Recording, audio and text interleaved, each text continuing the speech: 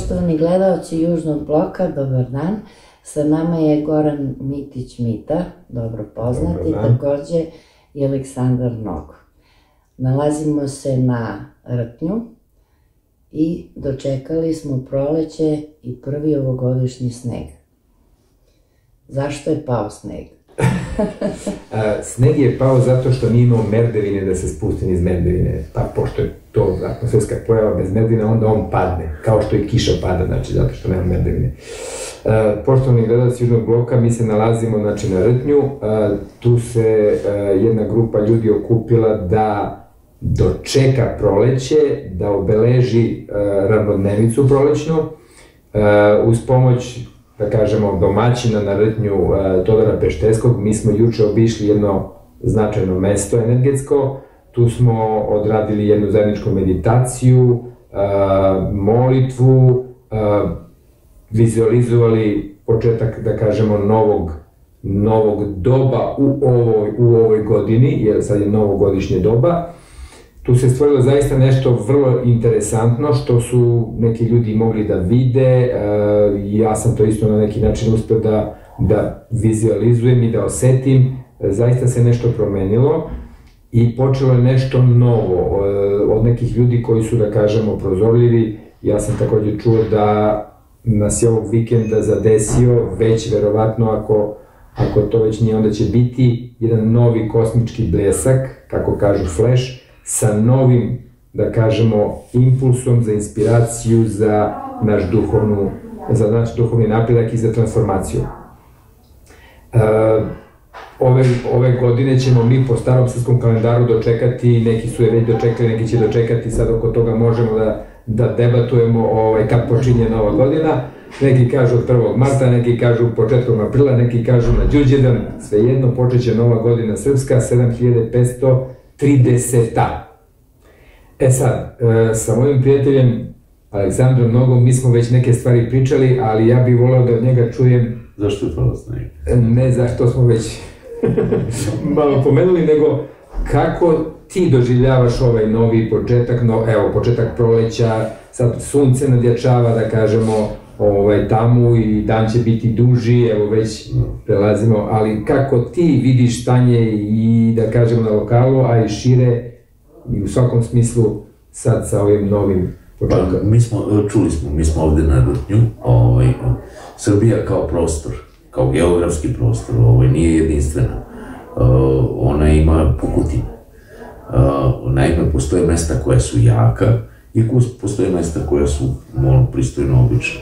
Rtanje je jedno od tih jakih mesta, ima ih dosta, ima ih u istočnoj Srbiji, ima ih u Staroj planini, ima ih na velikom broju, ima ih na Fruškoj gori. Na velikom broju tačaka postoje jaka mesta, to su mesta koja su nekako najbliža kosmičkoj suštini. I ja ovom prilikom pozivam sve Srbe da dođu na Rtanje. Rtanje je zaista čudesna planina i taj neki prostor oko Rtnja je, kako se ulazi u njega, osjeća se potpuno jedna probuđenost, jedno novo raspoloženje, jedna promena stanja. Ja lično se osjećam svečan. Ne znam zašto sam svečan, ne znam zašto imam taj osjećaj, ali imam sve vreme dok boravim ovde, imam neko himnično raspoloženje u sebi. Što se tiče proleća, Bogu hvala, došlo je proleće, sneg je pao, nadamo se padaće još nešto. Ja lično mislim da je sneg pao, da svaka životinja pokaže svoj trag. Da, tako se kaže. Pa ćemo sad da vidimo, a ima dosta zveri koje treba isterati iz brloga svog, bez obzira kako se taj brlog zove, da li se zove Ministarstvo zdravlja, da li se zove Ministarstvo informisanja, da li se zove Predsedništvo Republike Srbije, da li se zove Ustavni sud, i tako da nema mi duboku državu, kod nas nema duboka država, kod nas je duboki plićak. Tako da, nadam se da će na ovom snegu se videti svi tragovi, i oni koji su čisti, i oni koji su prljavi. Dao Bog, vidjet ćemo. Vidjet ćemo sneg uvek nešto iznese na video. Da li tragove prikaže ili očisti atmosferu. Nešto će da bude. Pa evo, zaista se nešto događa, to je ono što ljudi osjećaju, znači ono nešto kroz, ne samo kroz snove, ili ja čujem da ljudi imaju različite snove, neke i do nivoa lucidnih snova i ljudi osjećaju neke promene i zaista je taj neko, kako kaže, mnogo energetski jako mesto, ovde se jako dobro može da spava, recimo, što je sam pokazatelj nekakve mira duboko koji može ovo mesto da pruži. Ali ono što ja osjećam kao neophodnost je da mi u sebi podržimo tu promenu koja nam se spolja daje, da je prihvatimo. Znači sad je vrlo bitno, i to smo juče pričali ovde u razgovorima, bitno je da se čovek prepusti tim novim energijama, da ih upije u što većem, da kažem, što većoj meri i da to izazove promenu kod njega samog. Znači, poenta je opustiti se i dozvoliti da se ta promena događa. Znači, da ne jurimo više da to bude onako kako mi mislimo da treba da bude, nego da se prepustimo toj kosmičkoj volji, toj Božjoj volji, da ona sa nama uradi ono što očigledno radi i nudi nam, znači, transformaciju i promenu. I ja vidim ovo vreme kao vreme razdvajanja, definitivno razdvajanje svetlosti i tame. I to mi možemo da vidimo i ovde kod nas, da kažem, na lokalu mi vidimo da se upravo izvršilo jedno razdvajanje ljudi koji su spremni da učine bilo šta, znači da ono što kaže da prodaju dušu đavolu, i oni koji to nisu spremni. I taj se proces razdvajanja po meni gotovo privodi kraju, znači definitivno i sa svim ovim pritiscima koje vrše na nas, znači naše je da jasno i glasno iznutra osetimo što treba da radimo i da onda to spolje uradimo i da ono što ne želimo jasno i glasno kažemo ne, mi to ne želimo. Znači, ako ta stavna strana pokušava da i dalje prisiljava ljudi i tako dalje, ima božanskog načina kako će delovati sa tim, znači šta će uraditi. Naše je da uđemo u sebe, da osetimo šta zaista hoćemo i da to živimo, da kreiramo svet koji mi iznutra osjećamo kako treba se živi. Aleksandre, kako ti vidiš to neko razdvajanje koje se događa, kako ga ti percipiraš i osjećaš? Ja bih nešto drugo rekao, ali vratit ću se. Ok, slobodno. Na putu do Rtnja, putovali smo kroz ovaj deo Srbije. I meni se na svim tim putovanjima uvek ponavlja isti doživljaj iznenađenja. Bez obzira gde putujem, bez obzira u koji grad, da li u Niš, da li u Čačak, da li u Kragujevac, da li nebitno. Dok putujemo, gledam sa leve, sa desne strane, gledam našu zemlju. I uvek imam jedan nevjerovatno iznenađujući doživljaj koliko je lepa naša zemlja. Da. I apsolutno imaš sve. Tu je potok, zato što nam treba voda. Ako nam treba kamen, imamo, tu je kamen, ispod kamena je njiva. Treba šuma, tu je i šuma. I ono što je predivno, što su naši preci veoma, veoma mudro znali kada su birali ovaj prostor za nas, nema zmija. I ovo je poseban prostor, predivan je prostor. Ovo je naša zemlja, nama data od Boga, od naših predaka, za našu decu, za nas i za našu decu. Mi zapravo u ovom razdvajanju svetla i tame sada imamo jednu izuzetno veliku obavezu, a to je da našu zemlju, koju smo dobili od onih kojih više nema, sačuvamo za one kojih još nema, za one koji će doći. Šta ćemo im predati? Hoćemo im predati reku Pek koju su Kinezi zatrovali hoćemo im, mislim, razdvajanje svetla od tame mora da počne, valjda, od ekologije, od privrede, od od ponašanja na ulici. Od nas sami? Od nas sami. Jednostavno mi nemamo pravo ni po Božji ni po ljudskim zakonima da trpimo ovo trovanje iz vazduha koje traje već decenijama, koje apsolutno niti ko zna, niti vi možete bilo gde da se obavestite čime nas gore posipaju. I kako ja treba sebe da doživljavam, kao krompirovu zlaticu koju neko od gore posipa sa ko zna čime. Onda imamo i ovaj cirkus sa ovim korona terorom, vidimo sada, bolnice su prepune naroda, jako mnogo ima bolesnih ljudi, to se objašnjava, pravda tumači novim korona pikom, jeli, ovo je sad 4. talas, 5. talas, 17. talas, nebitno koji je, to je čista laž. Svi oni koji su u bolnicama, 98%, 99% njih su ljudi koji su vakcinisani. Evidentno je da gospodin Kon i ova lepa, kako se zove, sad je ministarka Darija, ovaj divni gospodin, naš ministar Lončar, jel? Očigledno je da oni nisu baš načisto sa time kakve su nam vakcine prodate i izgleda da ima jako mnogo otrovnih vakcina. Pitanje je da li uopšte ima neke vakcine u ovoj COVID histeriji koja nije samo po sebi otrov koji se ljudima ubrizgava u telo bez prava da oni znaju šta dobijaju. Ja lično nikad neću izabrati vakcine, pre ću izabrati bolesti iz vrlo banalnog razloga što od bolesti mogu da ozdravim, od vakcine ne mogu da ozdravim, kako da ozdravim. Tako da i taj deo mraka koji se zove vakcinacija, sada je, pošto instrument zaštite našeg zdravlja je primio velike pare od svetske farmaceutske mafije i sad mora da pravda te pare i jurelje ljude po ulici da ih vakcinišu i tako dalje.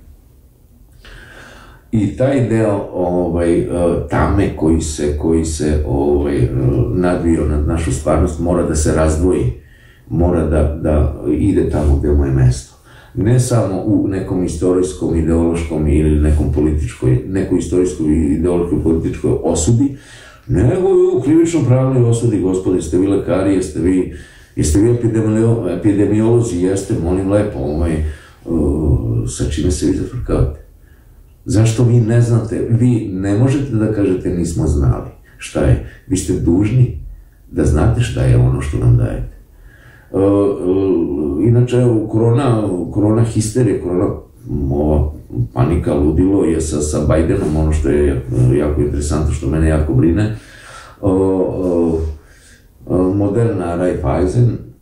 Moderna Pfizer je dobila ogromne pare, dobili su 3650 dece iz Amerike i Kanade od uzrasta od 6 meseci do 12 godina, na kojima će se testirati COVID vakcine i imaju oko 2000 dece i mladih ljudi u uzrastu od 12 do 17 godina, na kojima će se takođe testirati za taj uzrast Pfizerova vakcina, kako bi se došlo do rezultata koji će omogućiti da COVID vakcina, odnosno ova Pfizer vakcina od koje ljudi umiru, uđe kao sastavni deo obavezne vakcinacije prvo u Americi, a zatim u celom svetu.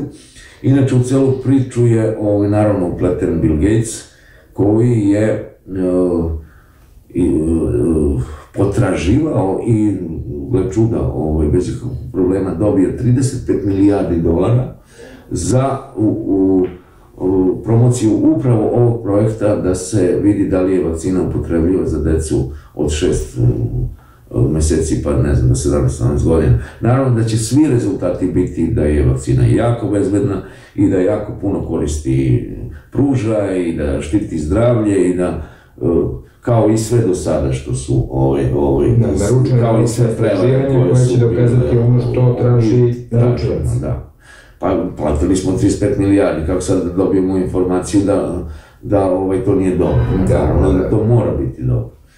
Tako da, ne znam, vidjet ćemo, drago mi je da se događaji se zgušnjavaju jako brzo, vreme se ubrzava, tako da očekujem da će ove godine doći do razrešenja u smislu, ako je prošla godina bila godina saznanja, svih onih ili velikog broja istina koje su bile sakrivene, očekujem da će ove godine doći do nekog razrešenja u smislu privođenja pravdi, ne samo kod nas u Srbiji, nego uopšte na planetarnom nivou svih odgovora.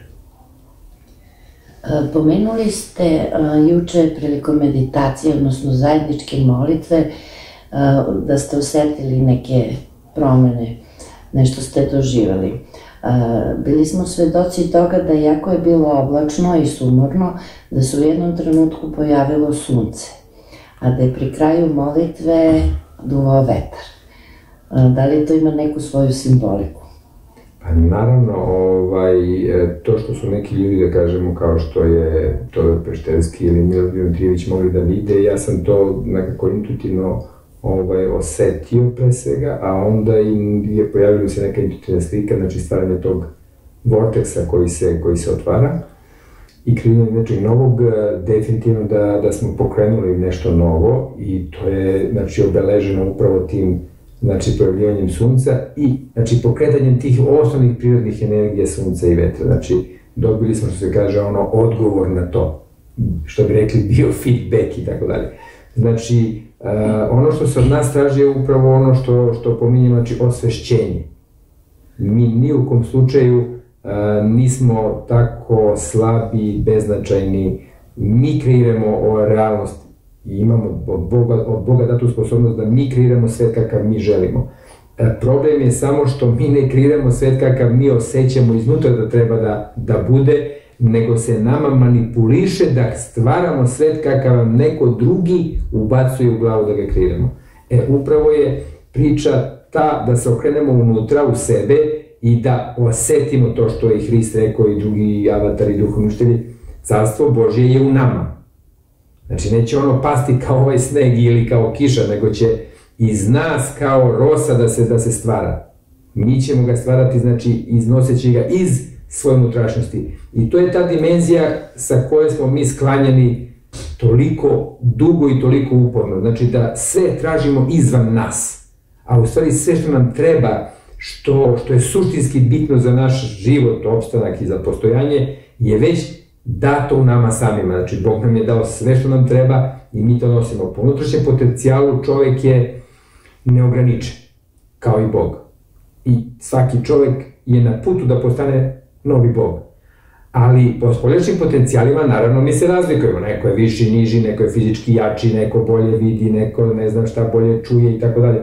Po spoljašnjim potencijalima mi se razlikujemo i tu možemo da napravimo nekakve pomake i unapred, nažalost i unazad, zavisi kako živimo i kako se ponašamo prema samima sebi pre svega, ali po unutrašnjim potencijalima mi smo neograničeni.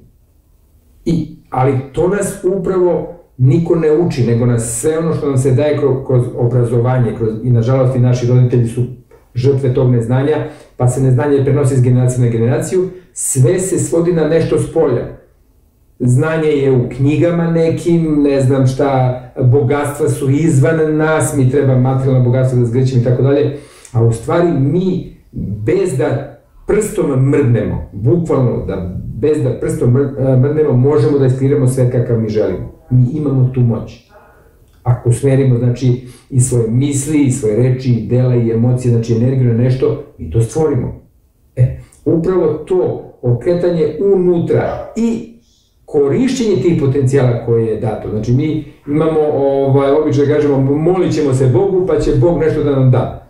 Ali nije neophodno da se molimo Bogu, jer zašto bi mi od Boga tražili nešto što možemo sami da stvorimo, a Bog nam je dao tu sposobnost. Znači, ajmo samo da osvestimo da možemo to da promenimo. Znači, da mi možemo i da stvaramo svet kakav mi želimo da bude. Sad, kakav da bude? Pa uđite u sebe i osetite kakav svet želite. To je taj svet koji mi želimo.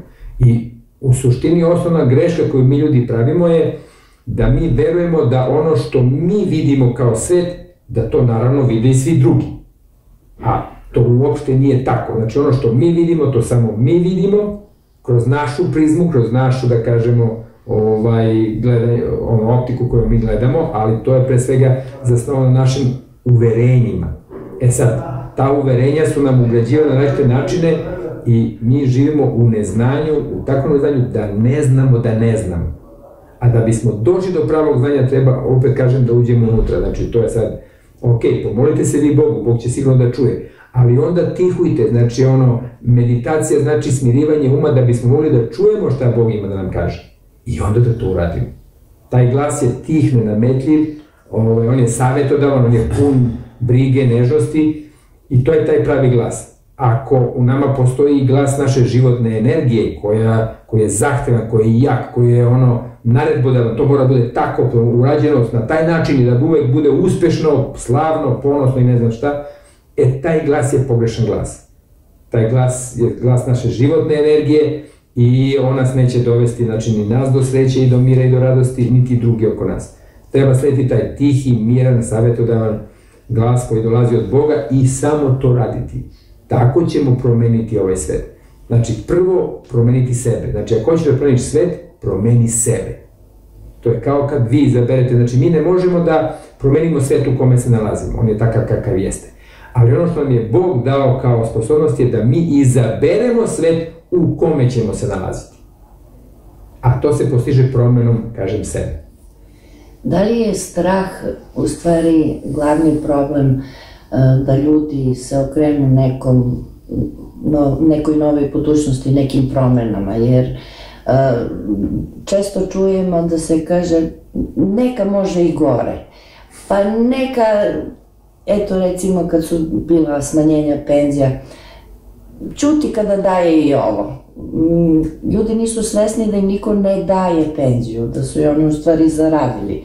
Primjera radi, tako još mnoge stvari, eto, strah od zaraze, strah od bilo kakve promene. Da li je strah u stvari glavni osjećaj koji blokira ljude da se pokrenu, da probaju nešto novo, da vide da može i drugačije? Ja ću ti jedan šlagvort, a pa da ću reći Aleksandru.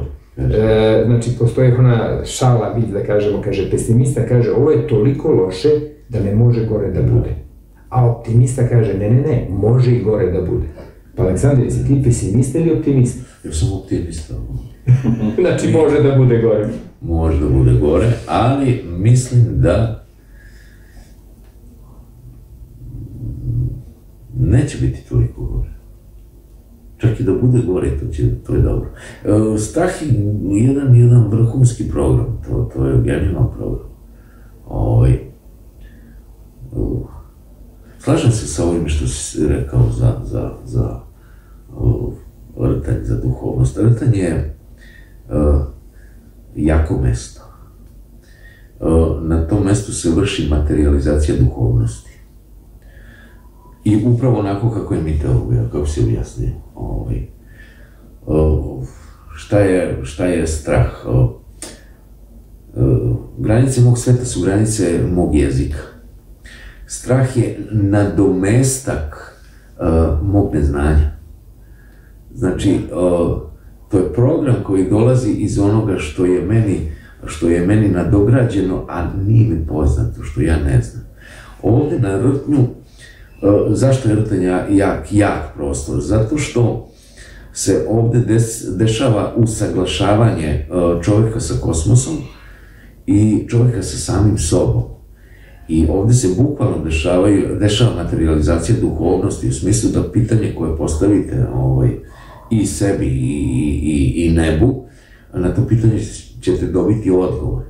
Naravno, ne možete postaviti pitanje, ne možete imati želju, želim 1.000.000 maraka pa ću dobiti 1.000.000 evra pa ću dobiti 1.000.000 evra. Ta želja je uvreda za duhovnost, nije reč o toj vrsti komunikacije.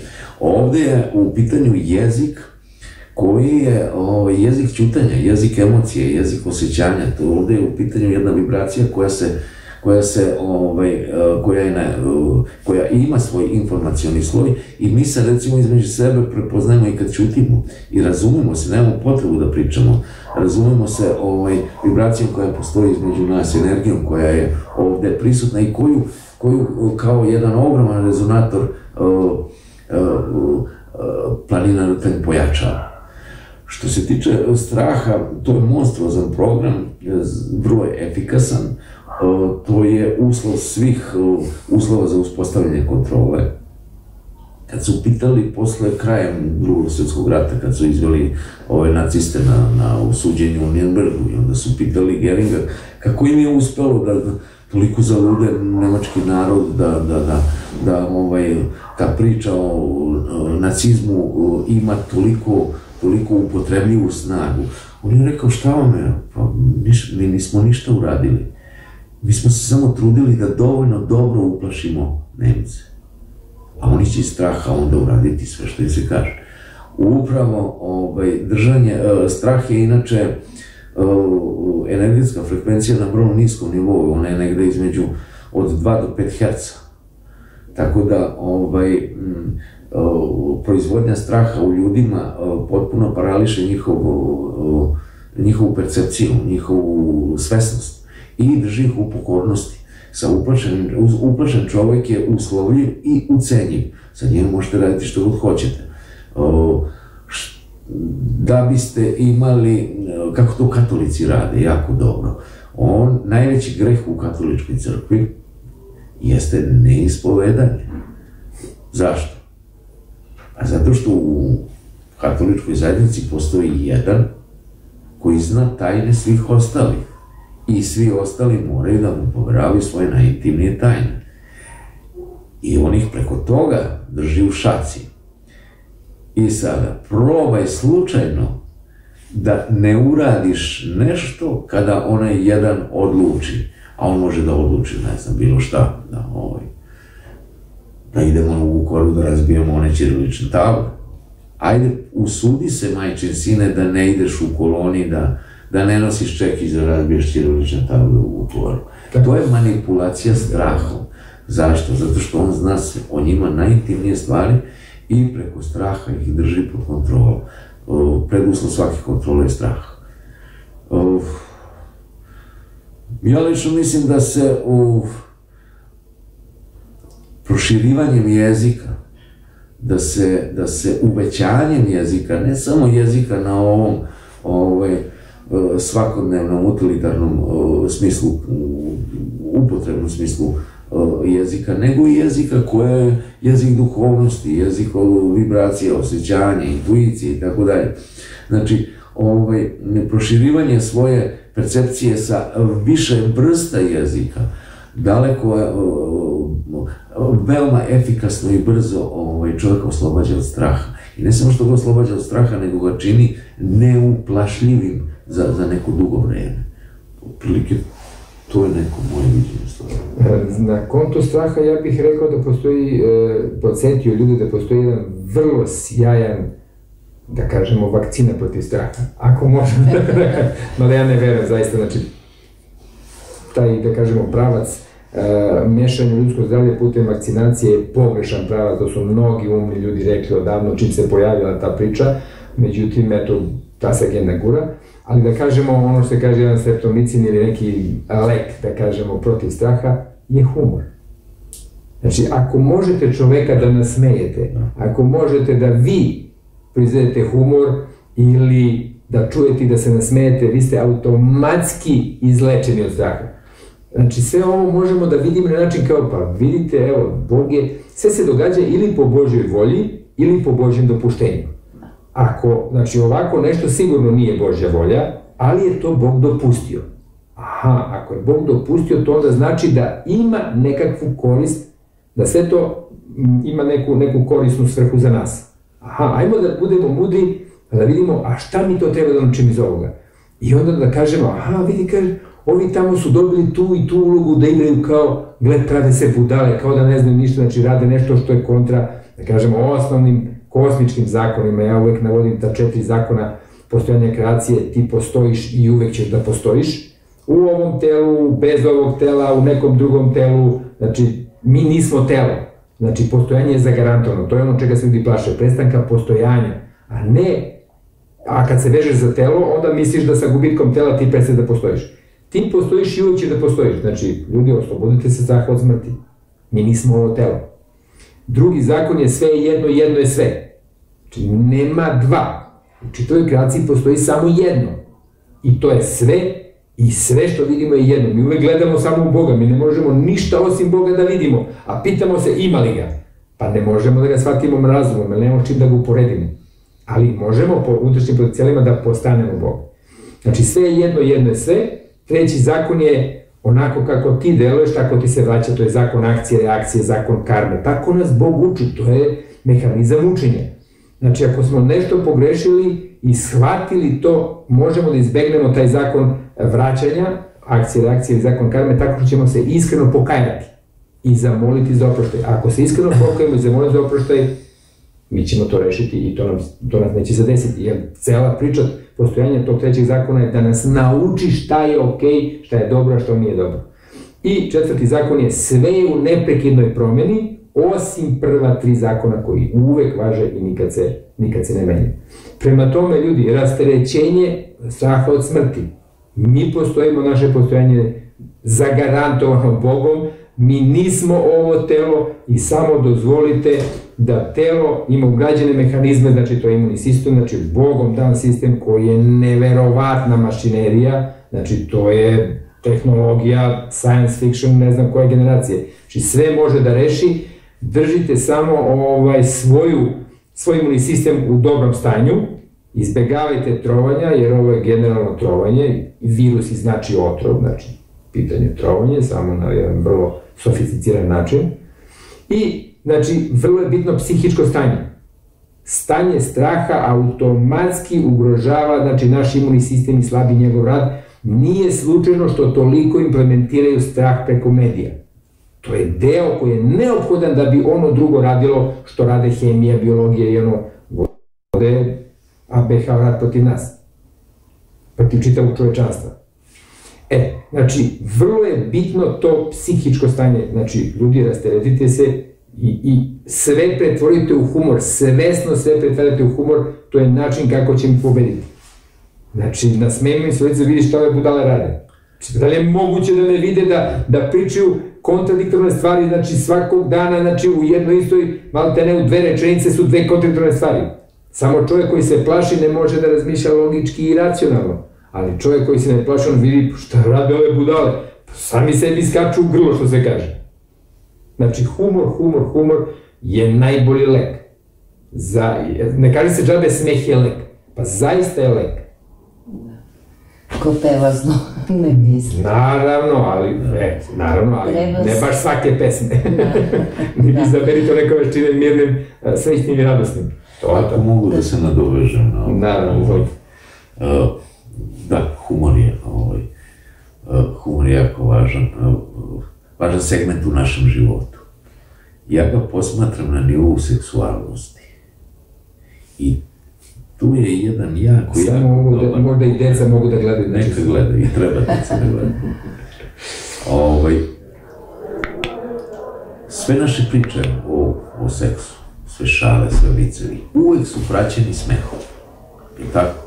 Da. Vi kad pitate bilo kojeg Srbina ili Srpkinu da pričamo o seksu, on se refleksno nasmeje. Zašto? Da. I meni je ja sam u tom momentu sve saznao o toj osobi. Sad, šta smo to saznali? Zašto si se nasmejao? Kad sam ti spomenuo da ajde da pričamo o seksu, da se odmah nasmejao. Ja pitam decu, zašto ste se nasmejali? Imaju neke razloge, nije njima jasno. A onda im ja objasnim zašto su se nasmejali. Zato što duboko negde u podsvesti, u dubini svoga bića, oni imaju informaciju da je seksualnost radnja koja stvara novi život. A na koji način, koji je to najlepši način kojim možemo da pozdravimo, da dočekamo dolazak novog života, ako to nije osmeh? I ja odatle gajim moj optimizam. Srbi su narod koji još uvek ima snage za osmeh. I mi smo narod koji ima budućnosti. Bez obzira koje nesreće, koje nevolje da nam se sruše na glavu, mi ćemo sve to preživjeti, izgurati, na kraju krajeva nismo mišaka pirića da nas prva vrana pozoba. Mnogo veće i ale i žvale su zevale na nas, pa smo preživjeli, preživat ćemo i ovo. Znači, Aleksandar je inače profesor književnosti, da? Da, tako da je to, naravno, mnogo je stručni, kompetentni. Ja kao čovjek iz Niša, gde uglavnom figurira jedno 3 padeža, mislim da više ne treba od toga, sve ostalo u višku.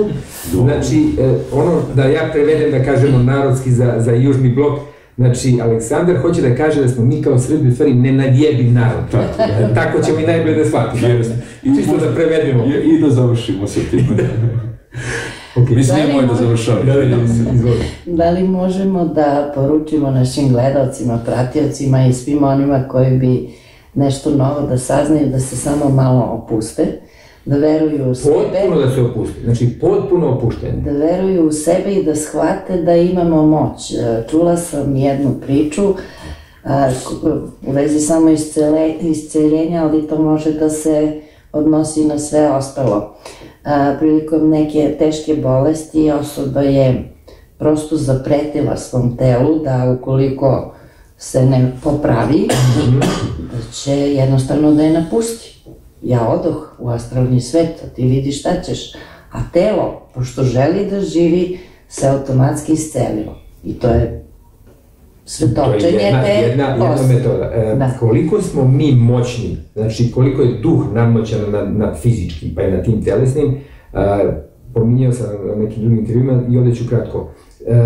Bipolarni poremećaj. Bipolarni poremećaj je poremećaj kad čovjek u suštini otelovljava, da kažemo, dve različite ličnosti, koje mogu da budu potpuno suprotne, ono što kaže Dr. Jekyll, Mr. Hyde. Znači od nekakvog jako dobrog do nekog jako nezgodnog ili zlog. Sad, čovjek je imao, znači, bipolarni poremećaj, oni su ga proučavali i proučavali su, znači, i biologiju i sve. Znači, u jednoj ličnosti on ima jednu boju očiju, ima dijabetes, detektovan, znači, medicinski, i ima kancer, isto detektovan, s njime sve. Kada u trenutku se prebaci u drugu ličnost, on, promeni boju očiju, što je, da kažemo, najmanje nešto bitno u svemu tome.